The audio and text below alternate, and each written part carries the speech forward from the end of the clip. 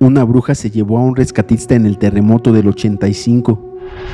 El 19 de septiembre de 1985, la Ciudad de México fue azotada por un terremoto de 8.1 grados que prácticamente devastó gran parte de la ciudad. La zona centro fue la más afectada y 32 años más tarde, el 19 de septiembre del 2017, otro terremoto de 7.1 grados volvió a sacudir la ciudad con una intensidad brutal, causando daños significativos en varios edificios. Lamentablemente, ambos sismos también dejaron varias víctimas humanas.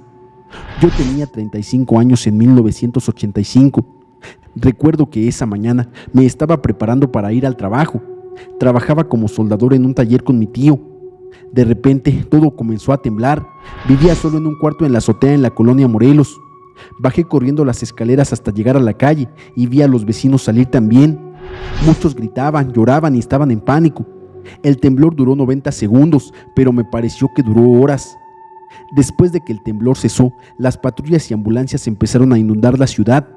Entre los rumores se escuchaba que varias vecindades en la calle Imprenta se habían desplomado. Al enterarme de esto, corrí rápidamente hacia allá, ya que mi madre vivía sola en una de esas vecindades. Al llegar, vi que la vecindad donde vivía mi madre estaba destruida, al igual que muchas otras. Temí lo peor. Sin pensarlo dos veces, me adentré entre los escombros con la esperanza de escuchar a mi madre pidiendo ayuda. A los pocos minutos escuché un grito: ¡Hijo! Era mi madre. Desde la calle me observaba entre los escombros. Verla sana y salva me llenó de alivio. Me contó que había salido a comprar pan y el temblor la había sorprendido en la calle, aunque estaba devastada por la pérdida de su hogar, ya que solo había escombros en el lugar. Entre varios vecinos comenzamos a buscar personas atrapadas y nos convertimos en rescatistas voluntarios. Pasamos toda la mañana y la tarde dedicados a esta labor, hasta que nuestras manos estaban tan adormecidas por el cansancio que apenas si las sentíamos. La hospitalidad de la gente era increíble y la unión y solidaridad del pueblo en esos momentos tan difíciles se percibía en el aire. En la calle Imprenta, varias vecindades se derrumbaron, pero de manera sorprendente, una antigua casona se mantenía en pie en medio de las ruinas. Esta casa viejísima había resistido inexplicablemente la furia del terremoto y los vecinos la llamaban la casa de la bruja. Recordé mi infancia viviendo con mi madre. Ella también me decía que era la casa de la bruja y que no debía acercarme. En toda la calle, las familias advertían a los niños que mantuvieran la distancia, pues decían que una bruja vivía ahí. Los abuelos contaban historias sobre la bruja, quien supuestamente engañaba a los niños con dulces y juguetes para atraerlos a su casona, donde los en rituales malignos. ¿Quién sabe si aquello era verdad o tan solo un cuento para mantener a los niños a salvo? Aún me estremece recordar cuando en una ocasión la pelota se me escapó mientras jugaba con mis amigos en la calle y fue a parar al portón de la casa de la bruja. En eso escuché una voz suave, casi infantil, llamándome por mi nombre diciendo: Fernando, Fernando, ven, entra. Era una voz dulce. Cuando me agaché para recoger mi pelota, me percaté de que la voz provenía de una anciana extremadamente delgada, con la piel colgando de sus huesos y una apariencia aterradora. Aquella voz angelical no concordaba en absoluto con su aspecto. Me dio mucho miedo y me fui corriendo de ahí. Le conté a mis amigos y regresamos para ver, pero ya no había nada, ni siquiera se escuchaba. Ellos no me creyeron, pero yo no sabía que esa era la casa de la bruja hasta ese momento. Días después, mi madre me dijo que no debía acercarme ahí, porque si no la bruja me llevaría. Regresando al día del temblor del 85, ya entrada la noche los trabajos de rescate continuaban. Algunos de nosotros estábamos exhaustos del difícil trabajo y decidimos tomar un descanso. Para mí, saber que mi madre estaba bien era más que suficiente, pero aún así quería seguir ayudando, pero me inquietaba mucho ver que la casona seguía en pie, a pesar de estar tan deteriorada. Los rescatistas de la Cruz Roja, los bomberos y los topos nos indicaron que debíamos descansar y que ellos seguirían trabajando. Nos ofrecieron la posibilidad de continuar como voluntarios al día siguiente. Siguiendo sus indicaciones, llevé a mi madre a casa de mi tío para que se quedara ahí.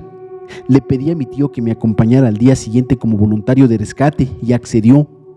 A la mañana siguiente, muy temprano, llegamos al lugar alrededor del mediodía y las labores de rescate y búsqueda continuaban sin cesar.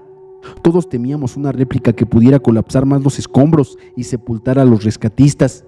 Aún así, nadie demostraba miedo y todos perseveraban en su labor.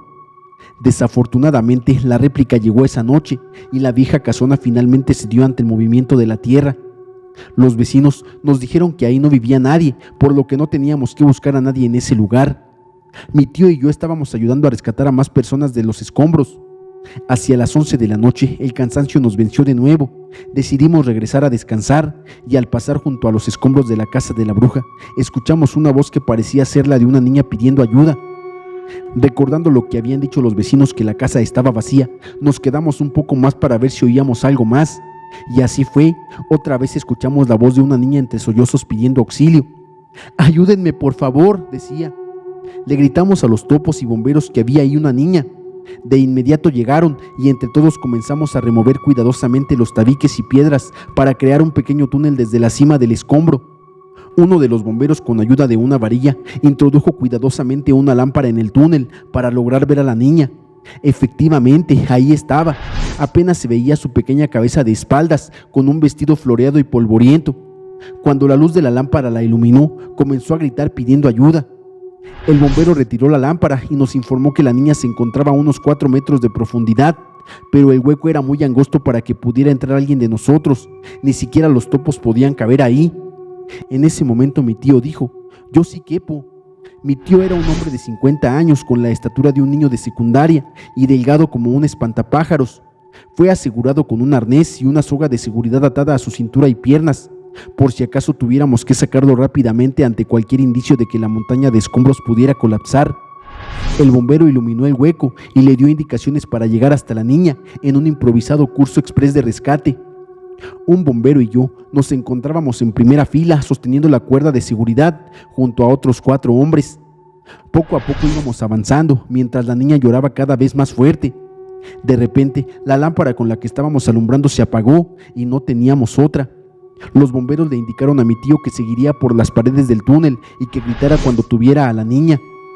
A los pocos minutos gritó. Todos pensamos que la había encontrado. Un bombero le preguntó: «¿Ya tienes a la niña?», y él respondió: «No, no hay nada, sáquenme de aquí, por favor». En ese momento, una risa escalofriante y terrorífica se escuchó desde el fondo del escombro. Algo tiraba de mi tío con fuerza. Nos estaba venciendo tanto a mí como a los otros hombres que ayudaban con la cuerda. De repente, todo comenzó a temblar como si fuera a colapsar, y los bomberos y rescatistas descendieron rápidamente de la montaña de escombros. La fuerza que tiraba de la cuerda me venció, quemándome las manos, y en ese instante descendí. La montaña colapsó. Una gran nube de polvo impedía ver lo que había sucedido. Mi tío permanecía allá adentro con la supuesta niña que habíamos escuchado, pero nadie podía continuar el rescate porque era demasiado peligroso. Los rescatistas advirtieron sobre el riesgo de un colapso mayor, así que ya no pudimos continuar. Permanecí en el lugar hasta que, con la ayuda de maquinaria, comenzaron a retirar con cuidado las piedras y escombros. Al final no encontramos nada. Ni la niña ni mi tío estaban ahí. Su cuerpo nunca fue encontrado. Años más tarde, las vecindades fueron reconstruidas y mi madre volvió a tener su casa. Sin embargo, entre los habitantes de la calle se rumoreaba que en las noches muy silenciosas, si uno prestaba mucha atención, se podía escuchar la voz de una niña pidiendo ayuda desde lo más profundo de la tierra. Quizá la historia de la bruja que contaba no era tan falsa como creíamos. Los fantasmas del metro del terremoto del 85 en la Ciudad de México. Durante la década de los 80, el metro de la Ciudad de México seguía en constante evolución, cambio y modernización, habilitando día a día más trenes para llevar a miles de personas a sus destinos. La línea 1, que conecta el oriente y poniente de la ciudad, era la más importante debido a la alta demanda. Se adquirieron varios trenes para esta línea, entre ellos el tren con matrícula terminación 501, proveniente de Francia, nuevo y listo para ser utilizado en la línea 1. Este tren fue ensamblado, probado y articulado en los talleres del Metro Zaragoza, mostrando resultados óptimos en todas las fases de prueba. Estaba previsto que comenzara a operar en septiembre de 1985, mes que quedaría grabado en la memoria de muchos mexicanos. A las 7:19 de la mañana, un terremoto de gran magnitud sacudió la Ciudad de México, dejándola casi en ruinas. Las zonas más afectadas fueron el centro de la ciudad y la zona centro-sur, donde edificios, esculturas, viviendas y departamentos quedaron reducidos a escombros en cuestión de segundos. Lamentablemente, también hubo un alto número de pérdidas humanas. La línea 1, que atraviesa el centro de la ciudad, sufrió daños por el sismo, aunque no tan graves como los edificios en la superficie. Varios vecindarios ubicados sobre lo que hoy es la estación Pino Suárez colapsaron, dejando a decenas de personas atrapadas entre los escombros. Los equipos de rescate trabajaron arduamente para sacar cuerpos de entre los escombros. Algunas personas fueron rescatadas con vida, pero la mayoría lamentablemente ya habían fallecido. Los servicios de emergencia se vieron desbordados ante la cantidad de cuerpos que debían trasladar a las morgues y servicios forenses. Por seguridad de todos, las instalaciones del metro dejaron de funcionar y todas sus estaciones cerraron para evaluar daños estructurales. Se cuenta que un alto mando del metro de la ciudad, al ver la insuficiencia de los recursos y el transporte, indicó que el tren 501, que en ese momento era el más cercano, sirviera como carroza fúnebre para trasladar a los cientos de cadáveres que había en el centro de la ciudad. Esto se realizó bajo una absoluta discreción por temor a las prácticas poco éticas que pudieran surgir durante el trayecto y las posibles críticas de la sociedad en general. Así, con esta tétrica idea, se liberaron todas las vías de los trenes en funcionamiento para permitir que el 501 tuviera paso libre por toda esta red. Los trabajadores del metro empezaron a arrojar los cuerpos al interior de los vagones, unos sobre otros como si fueran pedazos de carne o pescado recién sacado del mar. Con el transcurso de las horas, los 9 vagones que conformaban el tren se llenaron de cadáveres. Hombres, mujeres y niños por igual, sin hacer distinción en la muerte, y listos para emprender el viaje a su destino final. Durante una parte del día y toda la noche del trágico 19 de septiembre, el tren 501 realizó varios viajes por toda la red del metro, llevando restos humanos en su interior a las diferentes morgues y anfiteatros de la ciudad. Con el pasar de los días, la mayoría de la gente que pudo sobrevivir en los escombros ya se encontraba fuera y recibiendo la atención médica necesaria.